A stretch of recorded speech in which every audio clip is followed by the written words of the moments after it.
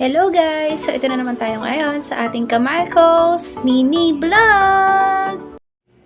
So ngayon nga ay umikot kami sa mga binebenta naming properties dito sa Kamarcos. At isa sa kanila ang bumili dito sa Kinawan Golf Residences Terraces na malapit sa golf course.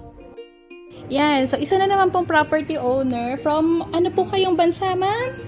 California. Bili po siya sa aming Station 2, Kinawan Golf Terraces. So, konting question lang po, tita. Di bali, ano po yung naisip nyo or inspiration nyo? Bakit po kayo bumili sa Kinawan Terraces?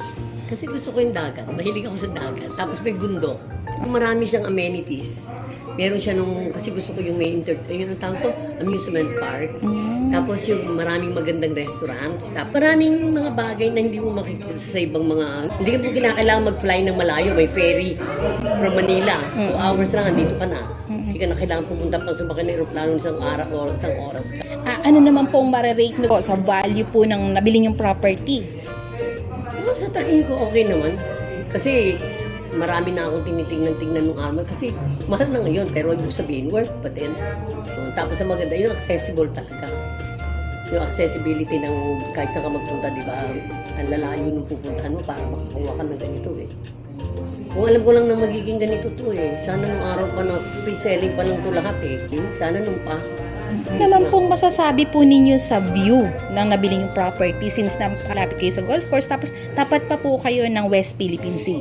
Siyempre, gusto ko talaga yung naka-facing ako ng dagat talaga. Tapos yung mga additional pa yung meron siyang golf course. Laking bagay kasi yun. Kasi karamihan na may mga golf course na mga properties, especially in Manila, no? Wala silang dagat. Gusto ko talaga dagat eh. May dagat talaga. Regarding naman po sa price po natin, since na i-present po namin sa inyong computation, ano naman po masasabi ninyo? Okay naman sa akin yung price niya. Kaya nga kinuha ko agad eh. Kasi sabi ko, okay to, kaya ko na to. Para sa mga anak ko. Okay po.